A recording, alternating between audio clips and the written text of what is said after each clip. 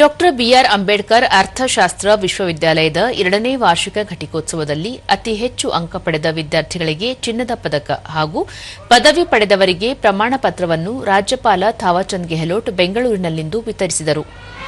ಈ ವೇಳೆ ಉನ್ನತ ಶಿಕ್ಷಣ ಸಚಿವ ಡಾ ಎಂಸಿ ಸುಧಾಕರ್, ಖ್ಯಾತ ಅರ್ಥಶಾಸ್ತ್ರಜ್ಞ ಹಾಗೂ ಯೋಜನಾ ಆಯೋಗದ ಮಾಜಿ ಸದಸ್ಯ ಪ್ರೊಫೆಸರ್ ಬಿಎಲ್ ಮುಂಗೇಕರ್, ವಿಶ್ವವಿದ್ಯಾಲಯದ ಕುಲಪತಿ ಪ್ರೊಫೆಸರ್ ವಿಶ್ವನಾಥ್, ಕುಲಸಚಿವರಾದ ಜಿಎಸ್ ಮಮತಾದೇವಿ ಮತ್ತು ವಿಶ್ವವಿದ್ಯಾಲಯದ ಮಂಡಳಿಯ ಸದಸ್ಯರು ಉಪಸ್ಥಿತರಿದ್ದರು.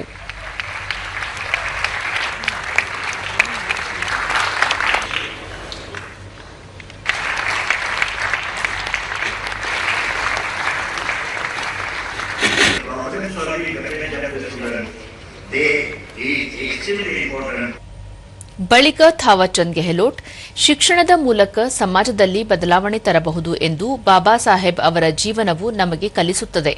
ಬಾಬಾ ಸಾಹೇಬ್ ಅಂಬೇಡ್ಕರ್ ಅವರು ಶಿಕ್ಷಣ ನೀಡಿ, ಸಂಘಟಿಸಿ ಮತ್ತು ಹೋರಾಡಿ ಎಂದು ಹೇಳಿದ್ದರು. ಅವರ ಆದರ್ಶಗಳನ್ನು ಅಳವಡಿಸಿಕೊಂಡು ದೇಶದ ಅಭಿವೃದ್ಧಿಗೆ ಯುವಜನತೆ ಕೈಜೋಡಿಸಬೇಕು ಎಂದು ವಿದ್ಯಾರ್ಥಿಗಳಿಗೆ ಕರೆ ನೀಡಿದರು. इसको कोई रोक नहीं पाएगा। मैं आप सभी से आग्रह करता हूं कि आप अपने ज्ञान और कौशल का उपयोग समाज के कमजोर वर्गों के उत्थान के लिए करें। बाबा साहब का सपना ऐसे भारत का था जहां हर व्यक्ति को समान अवसर मिले। आपको इस सपने को साकार करने में अपनी भूमिका निभानी होगी।